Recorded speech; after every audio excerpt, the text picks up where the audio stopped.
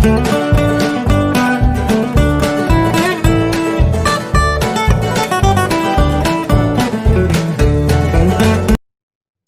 Friends, science and technology इस subject में आज हम देखने वाले हैं दो important articles, Ohm's law and resistance and resistivity of a conductor.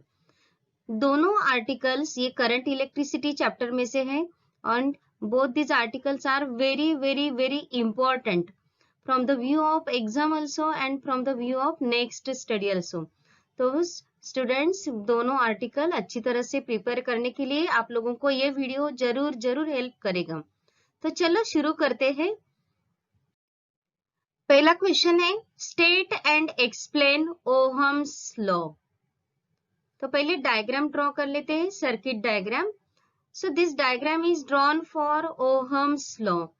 Now in this diagram, here look here is a battery. From this battery we can give potential difference. So potential difference का मतलब क्या होता है, वो एक part में मैंने समझा दिया है पार्ट 1 में, तो आप लोग वो देख लो। So here from this battery we can give potential difference and this potential difference is measured by this voltmeter. यहाँ पे एमीटर है, तो कितना करंट ये सर्किट में फ्लो होता है वो करंट ये एमीटर दिखाता है। So once again listen, your battery, from battery we can give potential difference और voltage and this is measured by volt metre and here is a ammeter, ये एमीटर है एंड यहाँ पे एक रजिस्टर भी कनेक्ट किया है।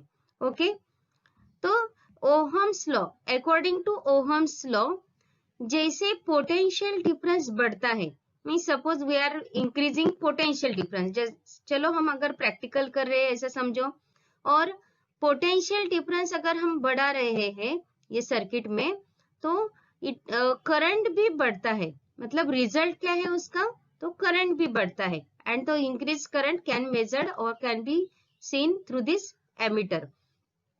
So here Ohm's law, once again you listen, Ohm's law बताता है कि जैसे ही पोटेंशियल डिफरेंस इंक्रीज होता है करंट भी इंक्रीज होता है।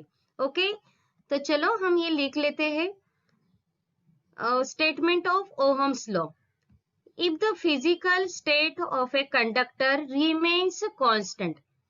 ओके स्टूडेंट्स, ये सेंटेंस भी बहुत इंपॉर्टेंट है, physical state of a conductor remains constant. So here next is that the current flowing through it is directly proportional to potential difference between its two ends. जैसे मैंने आप लोगों को बताया यहाँ पे एक्सप्लेनेशन में, वैसे ही यहाँ पे लिखा है, current flowing through it is directly proportional to potential difference between its two ends. Okay, तो ये है ओहम्स लॉ का स्टेटमेंट। तो नेक्स्ट देखते हैं, ओहम्स लॉ का एक्सप्लेनेशन भी देख लेते हैं। So here once again diagram is drawn here, ammeter है, वोल्ट मीटर है और ओहम्स लॉ क्या बताता है, means potential difference increases, as potential difference increases current also increases. तो चलो हम लिख लेते हैं सब फिर से एक बार। तो current, consider current I flowing through a conductor. तो I means what, current flowing through a conductor. Conductor क्या होता है, ये जो वायर है ना, मेटल वायर, तो उसको कंडक्टर बोलते हैं। मतलब जो करंट कैरी करने वाली जो वायर रहती है या वायर रहती है उसको क्या बोलते हैं, कंडक्टर। तो current, consider a current I flowing through a conductor. वैसे ही हम V का भी लिख लेते हैं, V is the potential difference between two ends of a conductor. तो V means what, potential difference. तो नेक्स्ट है यहाँ पे फिर से एक बार ओहम्स लॉ लिख लिया है। According to the statement of Ohm's law, potential difference increases, current also increases. और अभी हमको ये सेंटेंस मैथमेटिकली लिखना है, तो कैसे रहेगा, तो देखो यहाँ पे I is directly proportional to V। मतलब जैसे करंट बढ़ता, पोटेंशियल डिफरेंस बढ़ता है, करंट भी बढ़ता है, और ये इक्वेशन से बताता है। तो स्टूडेंट समझो, हमको ये साइन निकाल देना है प्रोपोर्शनलिटी का, तो क्या करना पड़ता है, ओके वेरी गुड, यहाँ पे क्या करना पड़ता है, कांस्टेंट ऑफ प्रोपोर्शनलिटी लिखना पड़ता है। तो चलो वैसे मैथमेटिकली लिख लेते हैं, I is equal to K into V। तो K क्या है? Proportionality constant. अगर हम यही इक्वेशन ऐसा लिखेंगे तो भी चलेगा, I multiplied by 1 upon K is equal to V। Same equation लिखा है, सिर्फ यहाँ पे पोजीशन चेंज हुआ है K का, बस। नेक्स्ट है 1 अपॉन K जो है, ये 1 अपॉन K, तो 1 अपॉन K एक कांस्टेंट है। तो ये कांस्टेंट अगर हम R से दिखाते हैं तो ये इक्वेशन ऐसे बनेगा, I multiplied by R is equal to V। So here R means resistance, ये कांस्टेंट रहता है और उसको रेजिस्टेंस बोलते हैं। तो ये रेजिस्टेंस का वैल्यू बताता है, ये जो कांस्टेंट है वो रेजिस्टेंस का वैल्यू बताता है। So here V is equal to IR।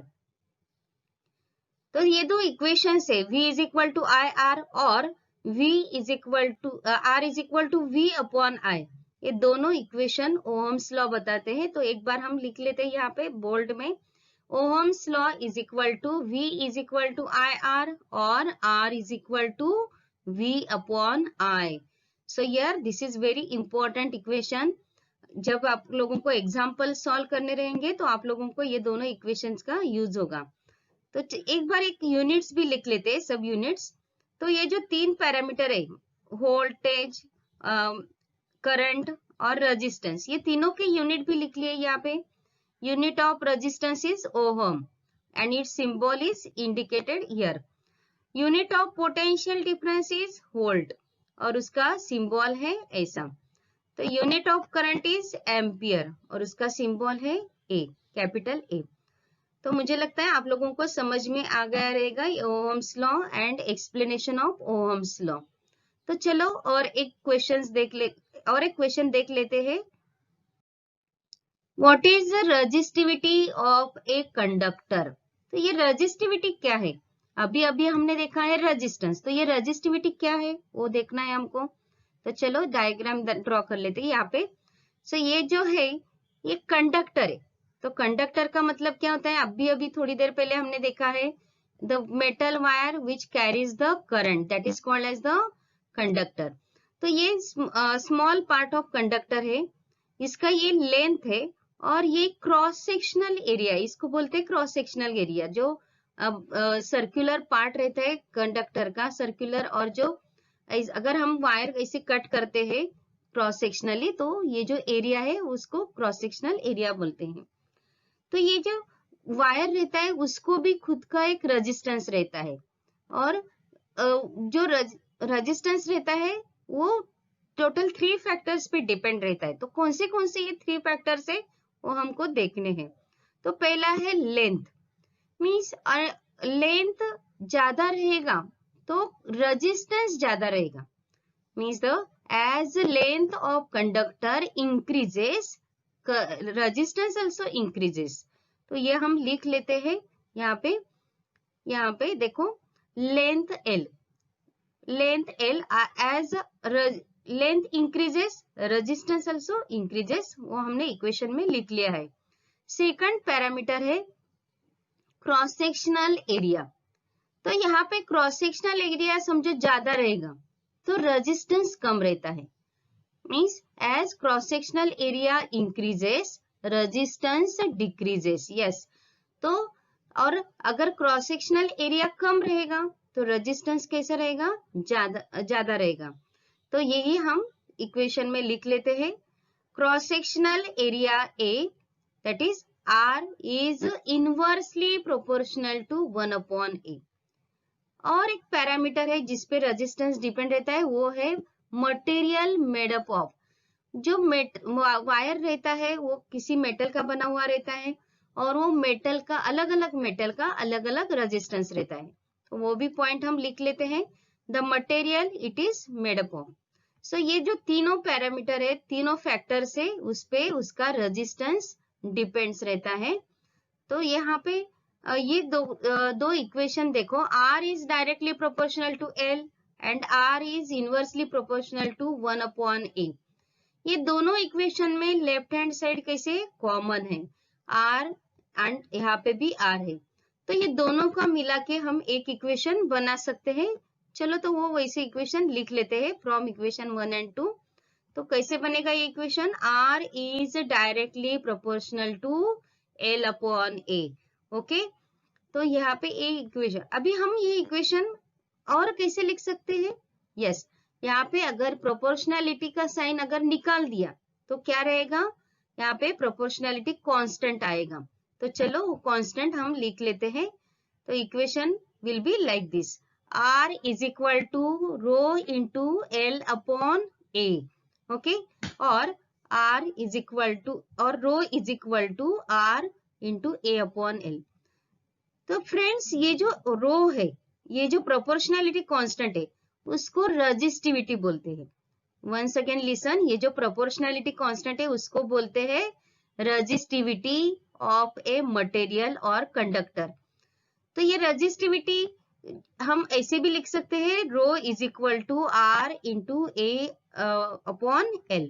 तो ये इक्वेशन को रिलेशन बिटवीन रेजिस्टेंस, R क्या है? रेजिस्टेंस है, एंड रो क्या है? रेजिस्टिविटी है। तो ये इक्वेशन को relation between resistance and resistivity ऐसे भी बोलते हैं। तो हम उनके यूनिट भी लिख लेते हैं यहाँ पे। Unit of resistivity is ohm metre. तो ये जो रेजिस्टिविटी है इसका हमने इक्वेशन लिखा है, और from this equation we can find out the unit of this resistivity. तो unit of resistivity is ohm metre. Okay, तो ये है हमारा आज का टॉपिक रेजिस्टिविटी।